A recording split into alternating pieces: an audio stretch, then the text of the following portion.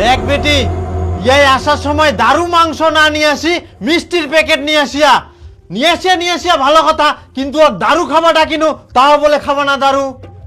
তাহলে ইয়ে কি মাছ মাংস খাওয়ার যোগ্য? না, একদম না। তাহলে ইয়ে এত গরম কি জন্য দেখা, আর ইয়ার এত কথা আমরা শুনিব কেন? কয়েক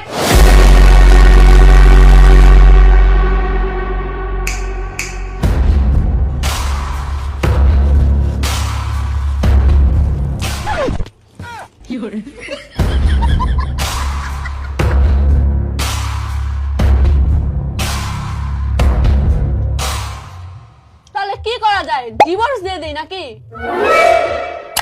ইডোভের কুবা হয়, মুই তো আগে থাকি কুচুং ইয়ার মতো ভদ্র ছেলে এই দুনিয়াটা থাকা থাকি না থাকাই ভালো। দিদে এখানে সই করো। নাও।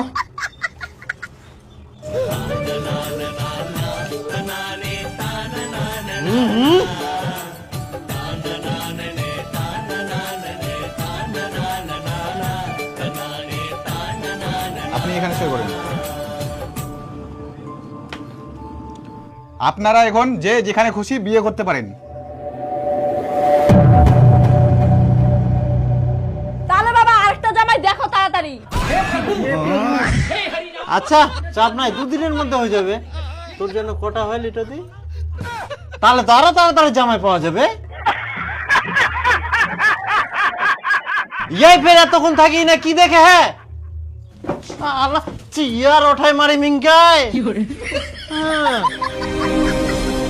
দারু না খাওয়াতে তোকে এত অপমান করে দিন, আর সহ্য হয়নি মোর।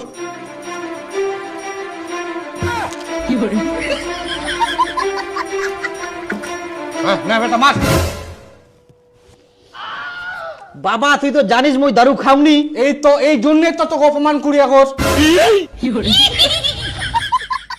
হারাম দাদা, তুই অপমান হইলে মুই কত কি করুম, কতদিন ধরে তোর দারু খাবার শিখার চেষ্টা করুম মুই, আর তুই শিখবাই চাসনি। কদিন আর বাঁচি মুই। একটা মেয়ের খোঁজছে, কালকে যোগাযোগ কর।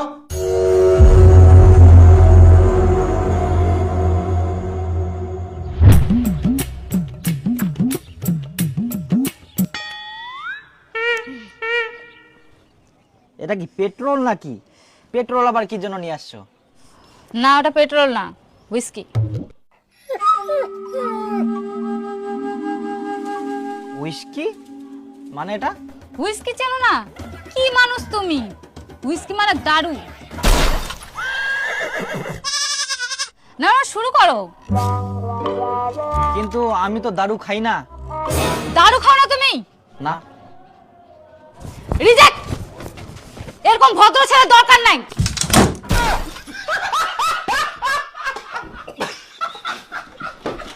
কি দিন দুনিয়া পড়িল, দারু না খাওয়াতে মোক রিজেক্ট করে দিল।